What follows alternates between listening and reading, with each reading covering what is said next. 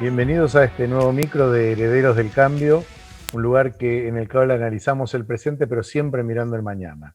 Hoy, Flavio, con un gran tema, un tema clave, ¿no?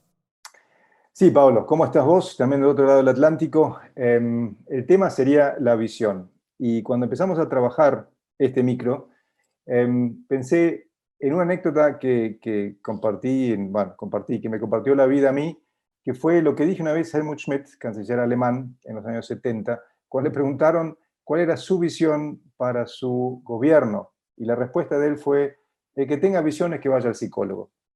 Me hizo reír cuando pensé en eso porque dije, ¿y si le digo eso a un líder,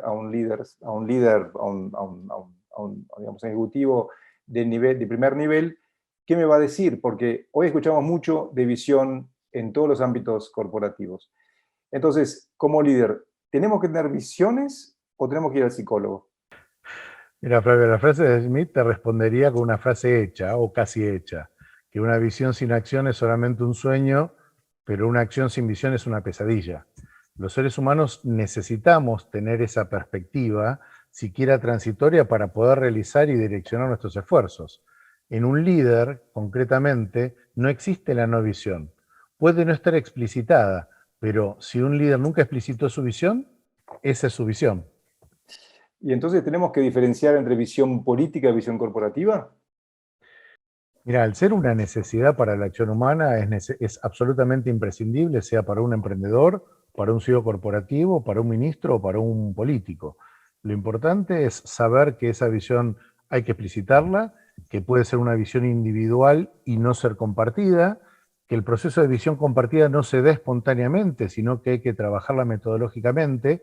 Bueno, y también tenés el otro extremo, ¿no? De aquellos que tienen muy formalizada y explicitada su visión, empapelan paredes enteras, pero no es lo que se vive en la cultura cotidiana de un lugar. Ahí me llevaste a nuestro primer invitado que vamos a escuchar hoy, que habla sobre la visión y la habla del lado corporativo y de la experiencia, y una experiencia que no fue necesariamente buena como la vivió Maggie Enríquez, ¿no?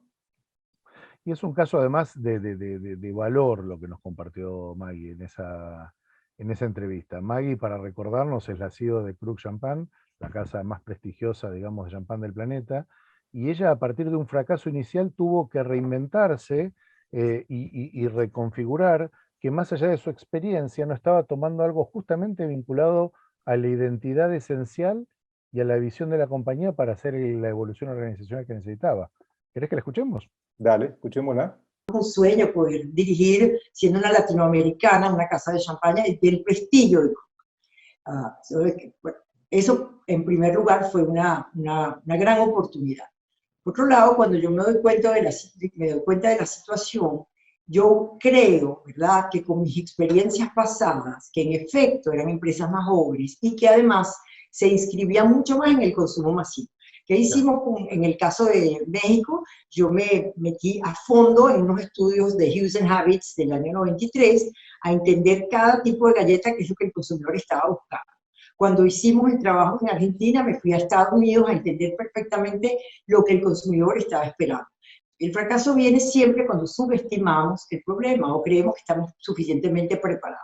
Y eso fue lo que me pasó, que había que ir a buscar el fundador, que no conocíamos nada del fundador, que no conocíamos el porqué de esta casa, una casa que ya tenía 165 años, y que era fundamental, independientemente que tengamos aquí la sexta generación, era clave que había que ir a buscar la razón de ser de una casa, porque si no tenemos la razón de ser clara y los valores claros, es imposible definir de manera alineada su visión, y si no tenemos estas dos, es imposible definir las estrategias. Entonces lo que escucho en la definición de Maggie y lo que me gustó, lo que ella trajo, fue de la experiencia de un fracaso.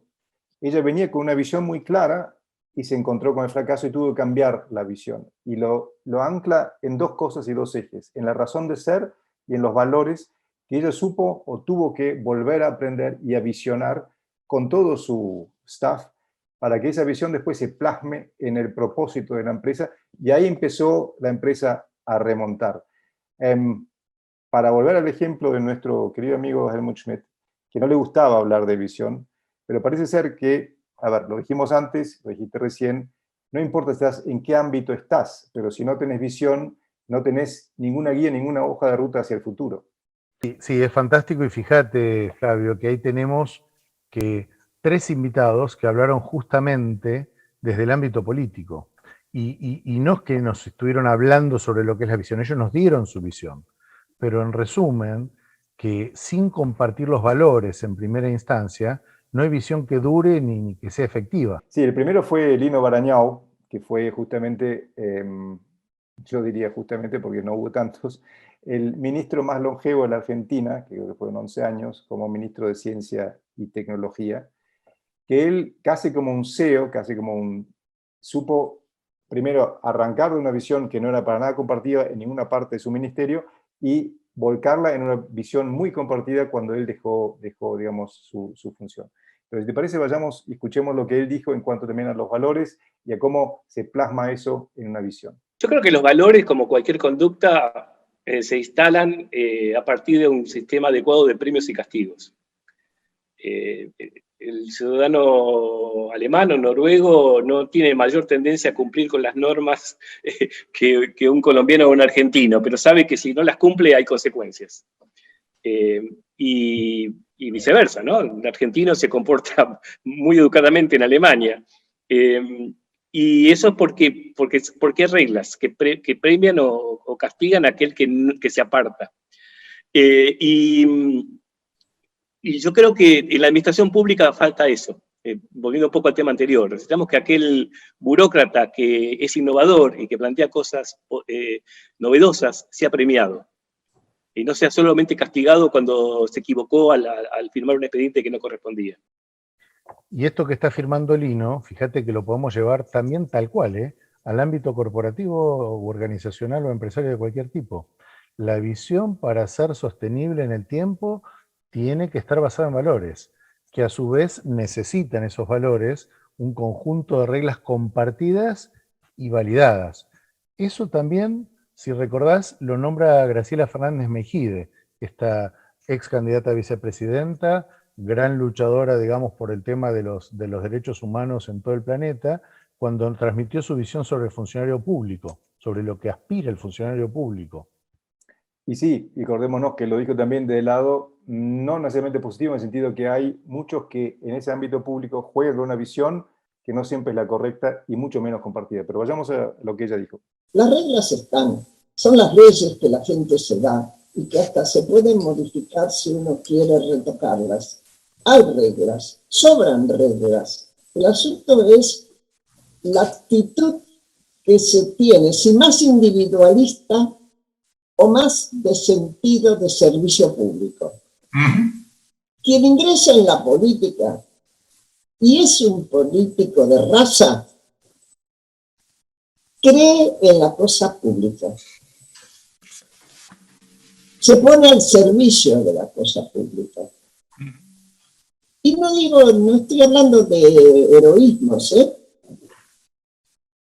Hay países, y el nuestro es uno de ellos, donde para muchos, no para todos, pero para muchos políticos, la visión es enriquecerse, ellos y los grupos a los cuales pertenecen. Fíjate que, como vos decís, Graciela Fernández Mejide, en este caso, es claro lo que transmite. A veces las visiones tienen un contenido desde lo positivo y a veces la visión es como el ejemplo y a veces te sirven mucho los antiejemplos, puede ir por la negativa. Lo interesante es que siempre cumple esa función de qué es lo que inspira realmente, qué es lo que está movilizando. Como el ejemplo de Carmen Aida Lasso, candidata a vicepresidenta de El Salvador, ¿no? Exactamente. Ella nos comentó qué fue, porque bien decías, la inspiración que ella la llevó a tener una visión de lo que ella quería lograr en su función. Pero otra vez, vayamos a ver lo que ella dijo y después cerramos con ello. No es una aspiración para mí ser política, es una aspiración a hacer cambios. Si en el futuro se presenta otra oportunidad para poder incidir, yo creo que la voy a tomar, a pesar de que ya estoy más consciente de todo lo que viene a la par. Entonces, Pablo, ¿cuáles serían las 3 principales conclusiones que sacaríamos para este micro de visión? ¿Qué deberíamos tener en cuenta como líderes para saber contemplar la visión como una herramienta muy, muy poderosa y no simplemente como como decíamos al principio, un cartón en la pared? Herramienta poderosa, me encantó como lo dijiste. El sentido último de una visión, Flavio, es inspirar a la acción e inspirar a la acción colectiva coordinada. Es una imagen mental que genera dirección y se plasma, se materializa en la gestión y en los estilos de liderazgo.